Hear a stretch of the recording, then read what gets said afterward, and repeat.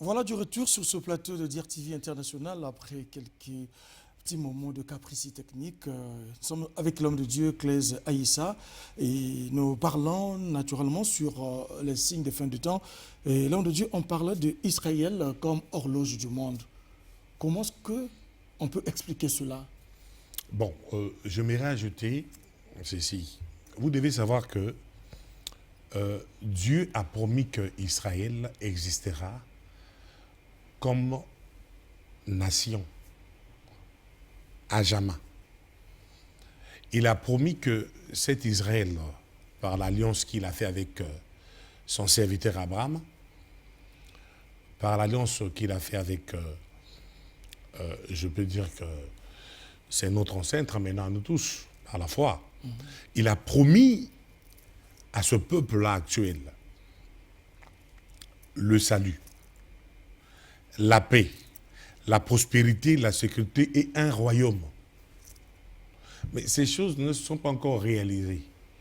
Et ces choses ne peuvent pas se réaliser pendant que l'Église est encore sur la terre. Parce qu'avec Israël, la grâce est en train de pouvoir s'alterner. Donc quand Dieu est le Dieu d'Israël étant que nation, peuple biologique d'Abraham, nous, nations, nous sommes oubliés par Dieu. Et quand Dieu tourne le dos à Israël étant que nation, la grâce vient chez nous. Donc Israël horloge, pourquoi? Parce que bientôt là, puisqu'ils sont de retour, les Juifs sont de retour sur leur terre. Ils sortent de partout. Il y a des Juifs d'Afrique, il y a des Juifs d'Amérique, d'Asie et de tous les continents qui rentrent sur leur terre promise. Mais cette entrée est prophétique. C'est des choses que la Bible avait déjà dit. Ils repartent. Donc ne voyez pas ce qui se passe en Palestine. Là. Vous savez, les gens qui n'ont pas de révélation se permettent parfois de parler mal contre ce peuple et parfois soutenir les Arabes, que moi je ne suis pas contre eux. Parce que les Arabes aussi rentrent dans cette promesse de la croyance. Hein, et ils doivent croire pour entrer dans le salut qui vient par leur frère Isaac, qui nous donne Jésus et la Bible. Dans les Arabes qui sont sortis d'Abraham, et nous les nations, nous tous, au pied de la croix, et nous sommes sauvés en croyant aux descendants d'Isaac qui n'est autre que Jésus-Christ. Donc les Arabes ne sont pas ignorés. Mais dans le combat qui se passe physiquement, M. Claes, il ne faut jamais soutenir les Arabes qui font souffrir les Israéliens en Palestine. Sinon, vous allez tomber sur la promesse d'Abraham qui dit « Qui maudit Abraham est maudit. Qui bénit Abraham est béni. » Il faut bénir Israël. Parce que ce peuple-là, c'est le peuple qui sera un peuple qui jouira la dernière carte parmi les nations. Parce que le tout va se jouer sur ce peuple-là. Donc ces guerres que vous voyez Israël en train de connaître, ces guerres finiront un jour. Parce que si je lis ma Bible, pour que vous qui me suivez puissiez vérifier cela, vous lisez Daniel 4, 30 à 31. Vous prenez Ésaïe 9, 6 à 7. Vous prenez Ésaïe 11, 11 à 12. Ésaïe 60, 10 à 15. Jérémie 23, 5 à 8. Je peux aller comme ça. Vous citez plus de 30 à 40 versets qui vous parlent un peu de la restauration d'Israël qui interviendra à la fin de la grâce des nations. Donc que celui qui lit la Bible fasse attention. Fasse attention. Parce qu'une fois Israël est restauré, ça prouve que Christ mais Israël est en train d'être restauré. Il n'y a que Dieu qui connaît le dernier juif qui fera son retour vers Sion. Il n'y a que Dieu qui connaît. Et il n'y a que Dieu aussi qui connaît la dernière brebis qui fera son entrée à l'église. Parce que dès que la grâce va commencer en Israël, l'église doit décoller pour quitter la terre. Voilà ce qui est intéressant. Et les gens ne comprennent pas cet enjeu. Et à l'église, on n'explique pas ça aux gens. Les gens continuent à dire que non, ça a été toujours comme ça. Ça n'a pas été toujours comme ça, M. Clèche. Les temps sont durs, les temps sont difficiles, nous sommes à la fin. Le peuple d'Abraham doit nous interpeller. Donc Israël qui est revenu en Palestine est revenu parce que prophétiquement, on prendra le temps, on pourra vous lire tous ces passages. Vous voyez, le temps ne me permet peut-être pas de lire Osée 2, 16 à 25, mais lisez ça. Osée 3, 4, tout ça, ça ne s'est pas accompli. On attend l'accomplissement. Dieu, quand il promet, il ne ment pas. Alors, l'homme de Dieu, puisque vous parlez... Je vais ajouter, vous me permettez. Vous voyez, le symbole d'Israël, c'est le figuier. Christ a même dit, après avoir maudit le figuier, qu'est-ce qu'il a dit? Il dit, lorsque vous verrez les feuilles du figuier s'attendrir, sachez que l'été est proche. Voyez-vous, pourquoi l'été est proche? Mais c'est en été qu'on attend les fruits. Voyez-vous? Donc, en parlant ainsi, il parlait d'Israël. Puis c'est son Israël qui avait maudit le figuier. Et le figuier, c'est l'emblème d'Israël. Et lui promet que un jour à l'autre, les feuilles du figuier vont s'attendrir. Et quand ça, vous verrez ces jours de ci, sachez que l'été est proche. Mais l'été, c'est quoi? C'est ce que nous sommes en train de parler. C'est la fin du monde, c'est la restauration d'Israël, c'est tout ce que... c'est le retour de Christ. Qui constitue un peu de façon, un peu, comment je peux dire un peu, de façon un peu, le mot m'échappe, ordonnée, de façon un peu, vous voyez, les événements que Dieu a promis pour que ça se réalise, de façon un peu chronologique.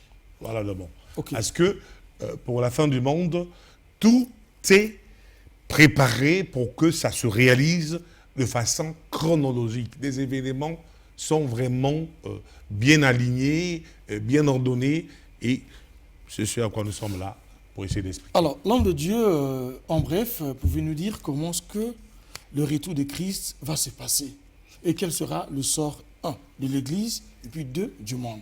Il reviendra, tout élevera, mais comment ça va se passer? Bon, mais c'est là où je disais que ouais, ce sont des choses qui sont tellement très glissantes, qui sont tellement très pertinentes, qui demandent à ce que nous ayons vraiment le temps. Mais ici, ce que je pourrais dire, si je m'aimerais comme ça essayer un peu de tenter, de donner comme une certaine, comment je peux dire un peu, comment les événements vont vraiment se dérouler. Alors, je dirais que, en commençant par l'Église, par exemple, vous voulez que je commence par là? Par l'Église, oui. Alors, l'Église est en préparation. Et ce que l'Église attend, maintenant là, c'est l'enlèvement. L'enlèvement. Cet événement que j'annonce au monde entier que ceux-là qui resteront, les païens incrédules, qui ne croiront pas à l'évangile, même ceux qui vont aller faire n'importe quoi à l'église, lorsque vous allez remarquer sur cette terre un événement se produire où vous allez constater qu'il y a des disparus partout, pensez à moi et pensez à tous les hommes qui vous ont prêché l'enlèvement. Parce que c'est prêché partout dans le monde. Et cet événement-là, c'est ce que l'Église attend. Voilà pourquoi les chrétiens qui meurent aujourd'hui, ce n'est pas une fin en soi, qui ne puissent pas... comme ça, là, sont embêtés pour ça, sont souciés pour ça. Ils meurent, ils vont dans le sein d'Abraham, ils vont se reposer. C'est à eux que le repos peut être assimilé. Mais il y a les chrétiens qui sont sur la terre, et ils attendent seulement le son de la trompette, parce que Christ a prévu un rassemblement dans les airs.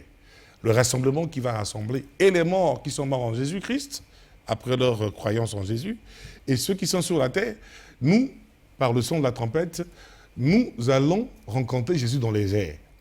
Jésus-Christ va quitter le ciel pour venir. Et voilà, ça, c'est pas...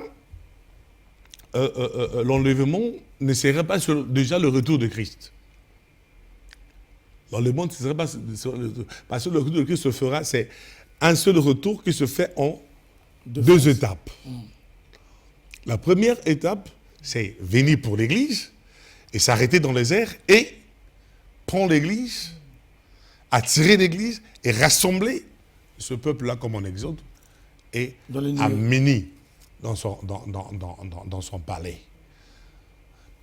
Donc Christ prend l'épouse, lui l'époux, il amène l'épouse dans son palais. Et là-bas, il y a des événements qui se feront, qui vont continuer pour l'Église. À savoir, les noces de l'agneau, par exemple, et les tribunaux de Christ. Parce que les chrétiens aussi ont un tribunal.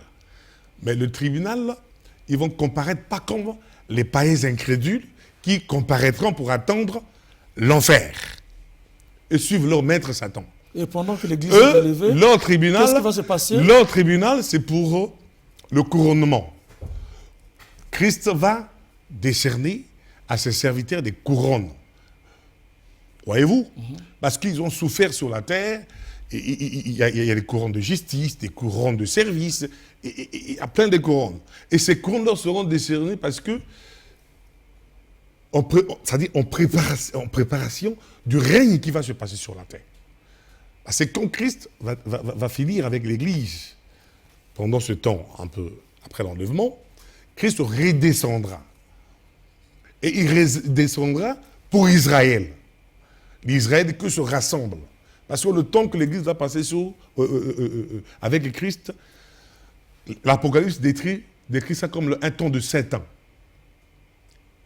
sur la terre, une période de 7 ans. Que sur la terre, maintenant j'en viens pour ce qui attend les nations, les nations crédules qui resteront, qui ne seront pas enlevées. En tout cas, bien aimés, vous devez me suivre, voilà ce qui vous attend. Le Saint-Esprit partira. Jésus-Christ, avec l'Église, en tout cas, ils seront tous partis. Il y aura un chaos infernal sur la terre. Parce que le diable va jouer aussi sa dernière carte. Avec ses acolytes, tels que l'Antichrist, la bête, ils vont jouer leur dernière carte. Sachant que ils ont un peu de temps. Vous savez que le diable a toujours voulu singer Christ. Là où Christ vient, le diable a toujours voulu d'abord commencer. Et il se passera beaucoup d'événements dans ce monde. Et Israël, qui est la nation sainte, sera ce peuple-là qui va comme ça, où le tout se jouera. C'est là où on parle de la grande tribulation, on parle du ministère de 2 témoins, on parle un peu de l'Antichrist qui va séduire Israël, qui va séduire et tout machin. Et après, la grâce fera que on saura un peu la manigance, on saura un peu la séduction que le diable par la bête et l'Antichrist, hein, c'est-à-dire qu'un représentant, un dirigeant politique et religieux, qui vont vraiment comme donner l'espoir au monde, lui faisant comprendre que un certain âge d'or est venu. Et voilà. Et la vie sera facile après l'enlèvement de l'Église? La vie ne sera pas facile. C'est là où je vous ai dit que ça sera un temps difficile. Le diable va commencer d'abord à jouer sa dernière carte et Christ viendra. Christ reviendra pour essayer d'arrêter tout ce camouflage, toute cette usurpation. Il viendra pour arrêter cela. Donc ce sont des choses où quand on les explique, vous voyez, et les gens prennent ça comme à dire. Ça, c'est l'Apocalypse. Donc je ne pourrais pas vous donner tous les détails dans un tableau, dans une émission comme ça. Donc quelque chose qui nécessite à ce que l'on revienne pour aller en détail. Donc Christ revient, et comme Israël sera révélé de la séduction qui lui sera miroitée, et Israël va attirer tous les malheurs sur lui. Et il sera dans l'incapacité où seul le Christ viendra pour délivrer Israël. Et c'est à ce moment-là que certaines prophéties s'accompliront sur Israël pour Christ, où ils reconnaîtront que, en tout cas, c'était lui le Messie, parce que Christ reviendra pour donner la victoire à Israël et vaincre tous ses ennemis et tous les ennemis du Christ de tout le temps. Alors, l'homme de Dieu, vous avez parlé des morts en Christ et qui seront premièrement ressuscités pour rejoindre Christ dans les nuées. Et la mort, c'est quoi la mort? Est-ce qu'il y a une vie après la mort? Avant d'arriver à la mort, vous m'avez posé la première question que je n'ai pas finie. J'ai parlé du sort d'Israël. J'ai parlé du sort de l'Église. Mais il y a aussi le sort des nations.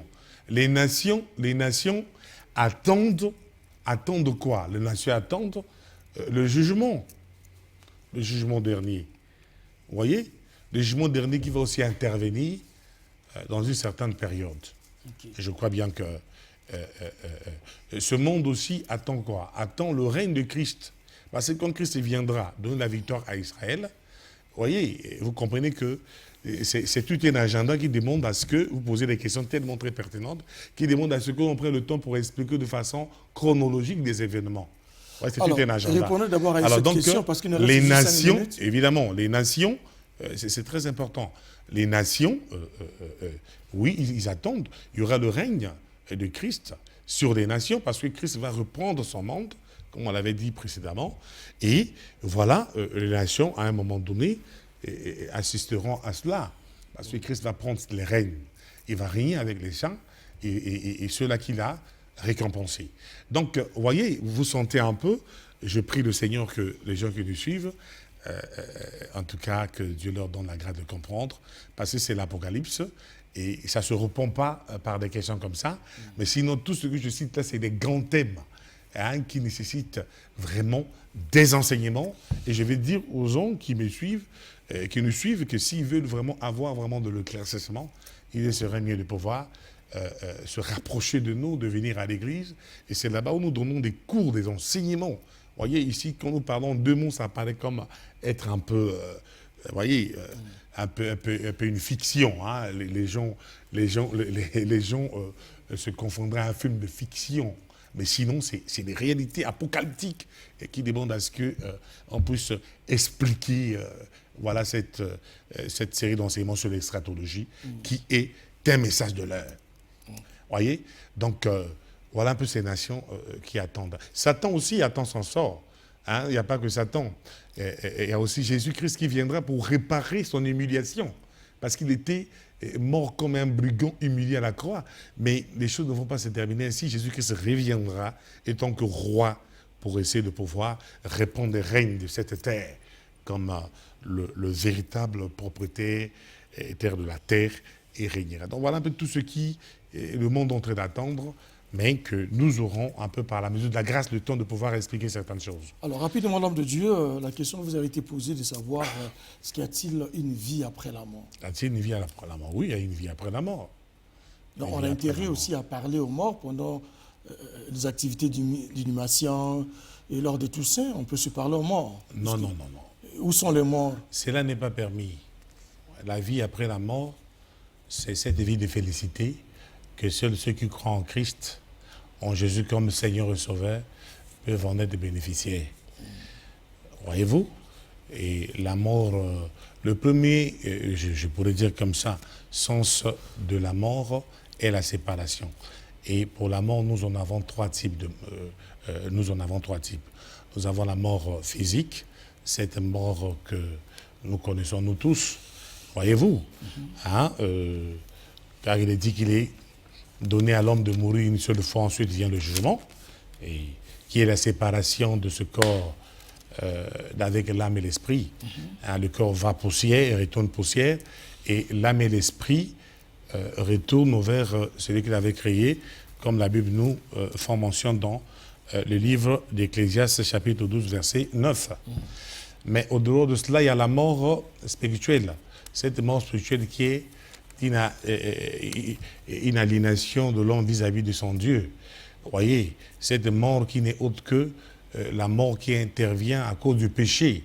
Parce que le salaire du péché, c'est la mort. Vous pouvez être vivant physiquement, mais spirituellement, vous êtes mort.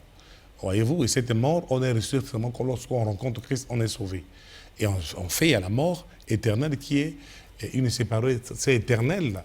On va dans le tourment, on va dans l'enfer. Voyez-vous, donc parmi ces trois morts, et moi je peux vous dire que la mort qui est une mort que nous regrettons, que nous voulons que les gens n'arrivent pas, c'est la dernière mort, la mort éternelle, et la deuxième, la mort spirituelle. Voyez, c'est deux morts. Lorsque vous ne connaissez pas le Seigneur, mais vous êtes perdu. Vous êtes perdu. Et on peut faire comment pour échapper à la mort éternelle? On peut faire comment pour échapper à la mort? Mais en croyant à l'Évangile. En croyant à l'Évangile. Et il n'est pas aussi permis aux vivants d'entrer en contact avec les morts. Il n'y a pas cette possibilité-là.